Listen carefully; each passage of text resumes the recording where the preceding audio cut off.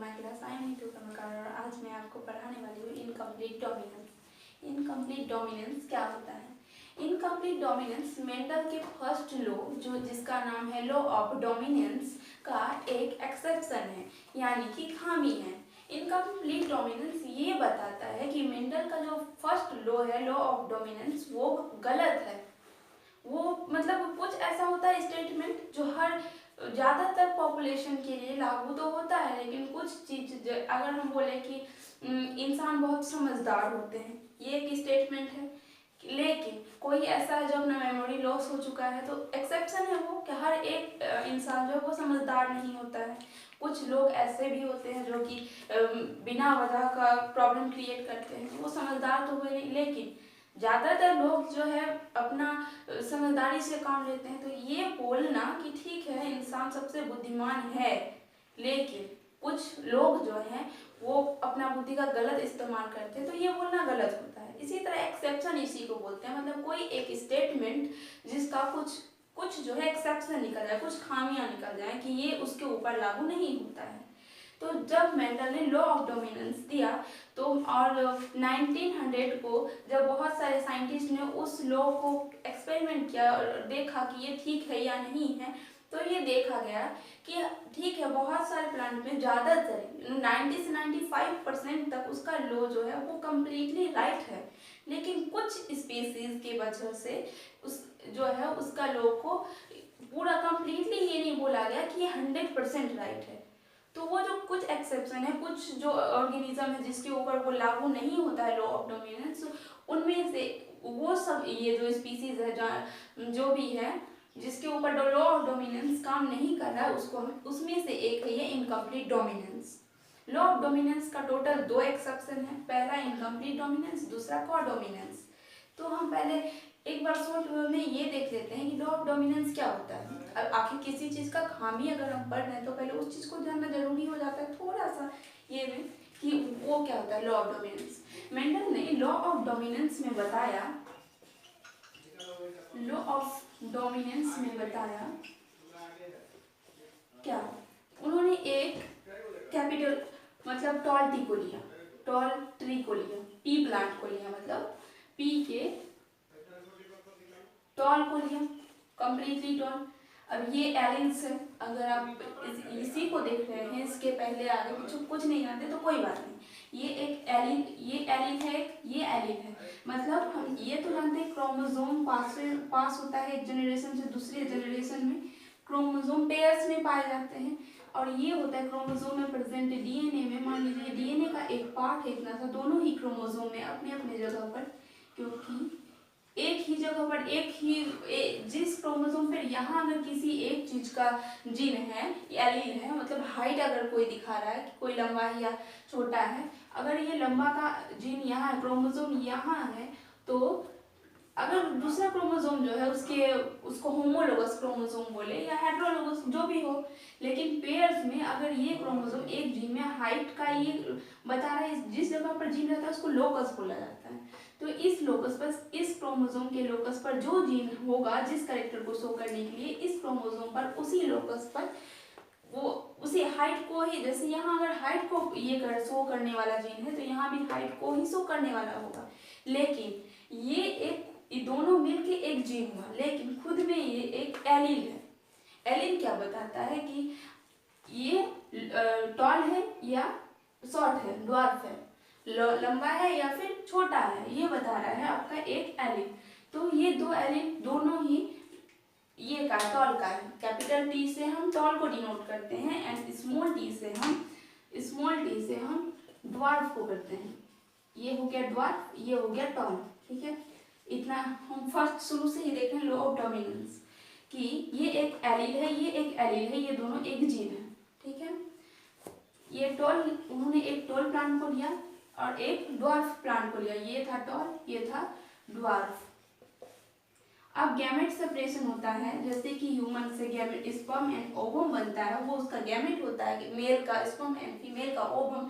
उसी प्रकार से इसका गैमेट कैसे निकाला जाता है, जैसे कि ये एक डबल टी है, मतलब दो एलील है, एक ये एलील एक ये एलील, दोनों एलील का सेपरेट हो जाना, बस यही गैमेट फॉर्मेशन होता है।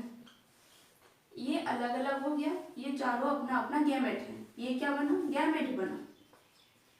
अब ये गैमेट फ्यूज करेगा, जैसे अगर बहुत सारा एग है और बहुत सारा स्पर्म है, इसका मतलब ये तो नहीं है कि सारा स्पर्म और सारा ओवम एक ही जगह मिलेगा, आखिर एक स्पर्म के साथ एक ही ओवम फ्यूज होगा। उसी टाइप से ये एक गैमेट है, ये एक गैमेट है, एक ही प्लांट का दोनों गैमेट आपस में तो नहीं मिलेगा, मेल एंड फीमेल दोनों अलग अलग बॉडी से आ रहा है। इसी टाइप से एक ये प्लांट का एक ये गैमेट और इस प्लांट का एक ये गैमेट, इसका एक गैमेट और इसका एक गैमेट आपस में मिलकर जो प्लांट बना, ये प्लांट बना, इसे हम F1 जनरेशन वाले बोलते हैं, इसे F1 जनरेशन वाले बोले। ये क्या है, F1 जनरेशन। और ये क्या है, टॉल। टॉल का दो कंडीशन होता है, जब कैपिटल और कैपिटल टी दोनों हो, मतलब दो एलिल टॉल को ही डिनोट करता हो तो भी प्लांट टॉल होगा, लेकिन जब एक कैपिटल टी और एक स्मॉल टी हो तो भी प्लांट टॉल ही होगा, क्योंकि ये डोमिनेंट होता है इसके ऊपर, यही है डोमिनेंट। क्यों, ये जब दो स्मॉल टी रहेगा तो वो क्या होगा, स्मॉल प्लांट होगा, स्मॉल प्लांट होगा। तो लॉ ऑफ डोमिनेंस ये बताता है कि जो ये दो टी जब रहता है, दो एलिन, तो कोई बात ही नहीं है, दोनों टॉल को ही ये कर रहा है, सपोर्ट कर रहा है, तो दोनों टॉल है, क्योंकि टॉल के लिए टी है, स्मॉल टी तो ड्वार्फ के लिए है, स्मॉल ट्री के लिए है। तो जब दो एलिन टी रहे तो कोई कंफ्यूजन ही नहीं है कि वो प्लांट टॉल होगा, जब दो स्मॉल रहे तो कोई कंफ्यूजन नहीं है कि वो प्लांट ड्वार्फ ही होगा। लेकिन जब एक टी टॉल को सपोर्ट कर रहा है और दूसरा टी जो है, एक मान लीजिए इसका पॉलिनेशन हुआ, इससे जो सीड बना, उसी सीड से ये प्लांट जर्मिनेट हुआ। कि गैमेट का एक्सचेंज कहाँ हो रहा है, इसके या तो ये प्लांट के ऊपर, या मान लीजिए ये फ्लावर है, ये एक फ्लावर है, तो इससे एक चाहे इसको फीमेल मानिए या इसको फीमेल मानिए, जिसको भी फीमेल मानिए, आखिर गैमेट तो फ्यूजन होगा दोनों में से किसी एक फ्लावर में। तो मान लीजिए इसको हम फीमेल माने, तो इसका गैमेट यहाँ आया होगा किसी थ्रू से, किसी एजेंट से, इंसेक्ट से या विंड से, कहीं से भी, और यहाँ ये पी बना होगा, पी पॉड है ये, इसके अंदर पी है और यही सीड होता है, इसी सीड से ये प्लांट बना होगा। तो F1 जनरेशन कहते हैं इसको, पहली बार बना हुआ प्लांट, F1 जनरेशन।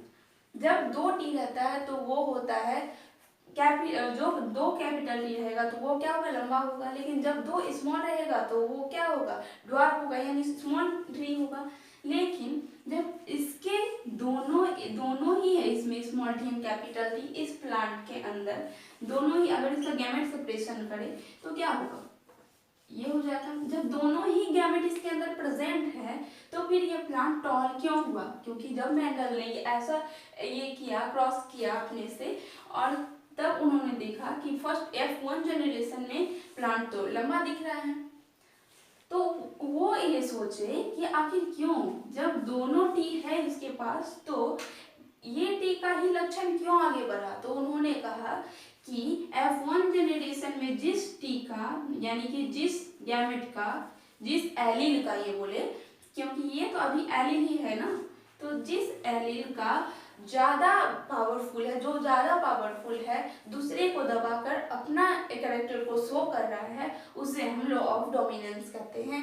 ये हो गया लॉ ऑफ डोमिनेंस, कि दोनों में से फाइट हो रहा है और उसमें से जीत गया जो, उसको हम डोमिनेंस कैरेक्टर बोलते हैं, जो हार गया उसको रिसेसिव कैरेक्टर बोलते हैं। F1 जनरेशन में मेंडल के अनुसार ये जीता कैपिटल टी, यानी ऐसे भी एक्सपेरिमेंट करने से उसे तो देख के ही पता चल गया कि वो लंबा पौधा था, तो ये पता चल गया कि F1 जनरेशन में क्या हुआ, टॉल प्लांट प्राप्त हुआ।